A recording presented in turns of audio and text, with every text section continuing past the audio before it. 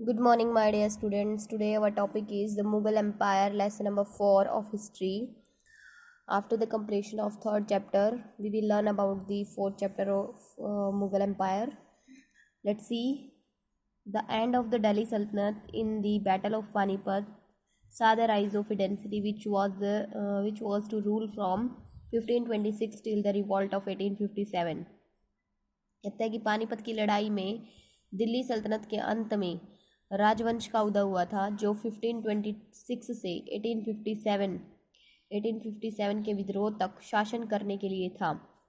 So the real power of this dynasty began to decline after 1707 with the death of its last great emperor। कहता है कि हालांकि इस राजवंश की वास्तविक शक्ति अपने अंतिम महान सम्राट औरंगजेब की मृत्यु के साथ 1707 से घटने लगी थी।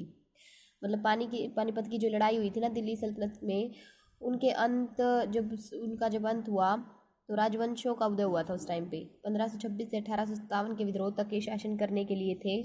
हालांकि इस राजवंश की वास्तविक शक्ति अपने अंतिम महान सम्राट औरंगजेब की मृत्यु के साथ 1707 से घटने लगी थी। फिर कहता है कि the Mughals ruled almost over the whole of India and left behind an administration and legacy that lasted even when their rule ended. तो मुगलों ने जो पूरे भारत पर लगभग शासन कर लिया था और एक प्रशासन और विरासत को पीछे छोड़ दिया था जो उनके शासन के समाप्त होने पर भी चली थी। Who were the Mughals? Mughals कौन थे? देखिए, the Mughals could trace their line to two great rulers of central Asia. Mughal मध्य एशिया के दो महान शासकों को अपनी रेखा का पता लगा सकते थे। They were the descendants of Genghis Khan. वो अपने died 1227 from the mother's side, अपने माँ की ओर से चंगेज खां के वंशज थे। वो मतलब माँ की ओर से थे वो चंगेज खां के वंशज। माँ जो थी मुगल थी। Genghis Khan was the ruler of the Mongol tribe in China and Central Asia. Genghis Khan जो था वो रूलर था मंगोल ट्राइब का, मंगोल जो वंश था उसका चाइना के अंदर और सेंट्रल एशिया के अंदर चंगेज खां ने रूल किया था। They were the successor of Timur died 1404 from the father side. Father जो थे उनके वो तैमूर थे, मतलब सक्सेसर ऑफ तैमूर। वो अपने पिता की ओर से तैमूर के उत्तराधिकारी थे जो कि 1404 में 1404 की बात कर रहे हैं, मर गए थे वो। और चंगेज खां थे जो 1227 में मर गए थे। Timur ruled over Iran, Iraq and modern day Turkey. Timur ने ईरान पे, इराक पे और आधुनिक दिन तुर्की पर शासन किया था। The Mongols were proud of their Timur ancestry। मुगलों को अपने तैमूर वंश पर गर्व था। As he had captured Delhi in 1398, क्योंकि उन्होंने 1398 में दिल्ली पर कब्जा जो है कर लिया था। They did not like to be associated with Genghis Khan because Genghis Khan was associated with massacre of thousands of people। वो चंगेज खां के साथ जुड़ना पसंद नहीं करते थे क्योंकि चंगेज खां हजारों लोगों के नरसंहार से जुड़ा हुआ था। क्योंकि उसने बहुत सारे लोगों का नरसंहार कर दिया था, उनको मार दिया था। After the breakup of Delhi Sultanate, India presented a picture of total political and social disunity. After the breakup of Delhi Sultanate के टूटने के बाद भारत ने कुल राजनीतिक और सामाजिक असहमति की तस्वीर पेश की थी। Babur was invited to India by Daulat Khan Lodhi and Rana Sanga. Babur को जो है इनवाइट किया गया था लोधी वंश के शासन को समाप्त करने के लिए मेवाड़ के शासक दौलत खां लोधी और राणा सांगा के द्वारा।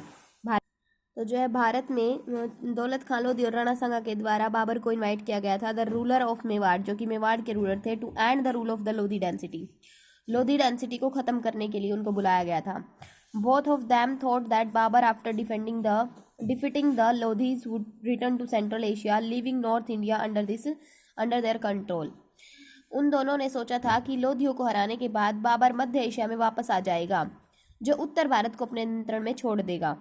यहाँ पे देखिए Timur and his descendants and Mughal emperor दिखा रखा है यहाँ पे।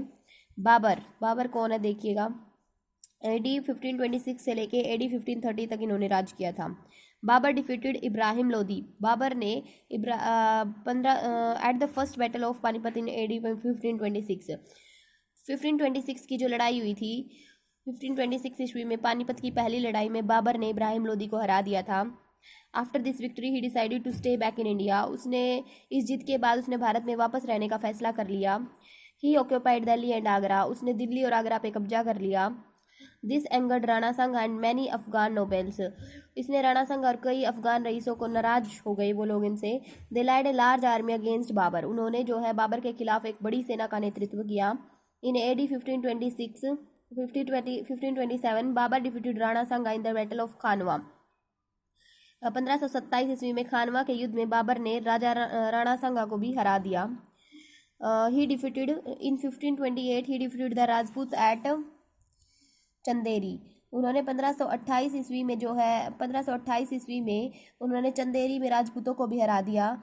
And he also defeated the Afghan nobles in the battle of घाघरान इन AD 1529। और 1529 में घाघरा की लड़ाई में अफगान रईसों को भी इन्होंने हरा दिया।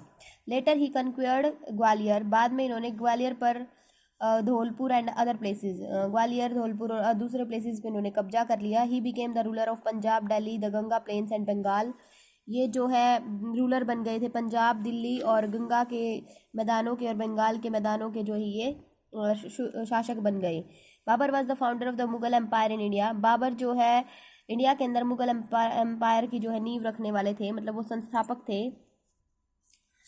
वो जो है बाबर जो है संस्थापक थे मुगल एम्पायर के। He was an accomplished poet and a writer.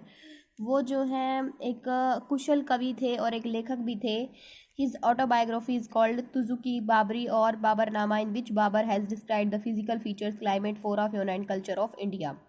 उनकी जो आत्मकथा है उसको तुजुक ए बाबरी या फिर बाबरनामा कहा जाता है, जिसमें बाबर ने भारत की भौतिक जो विशेषता है, जलवायु है, वंश है, जीव है और संस्कृति है, उनके बारे में वर्णन किया था अपनी जो उनकी जो आत्मकथा थी। यहाँ पे देखिए बच्चों, यहाँ पे great rulers of Mughal empire दिखाए हुए हैं जिन्होंने राज किया था। जहीरुद्दीन मोहम्मद बाबर हैं, नसरुद्दीन मोहम्मद हुमायूं हैं, जलालुद्दीन मोहम्मद अकबर, नसरुद्दीन मोहम्मद जहांगीर, शिहाबुद्दीन मोहम्मद शाहजहां, मुहिउद्दीन मोहम्मद औरंगजेब आलमगीर। इन्होंने 1526 से 1530 तक तो किया था बाबर ने। 1530 से 1540 और 1515 से 1556 तक 2 बार इन्होंने राज किया था। नसरुद्दीन मोहम्मद हुमायूं ने 1556 से 1605 तक जो है जलालुद्दीन अकबर ने किया था। 1605 से 1627 तक नसरुद्दीन मोहम्मद जहांगीर ने किया था।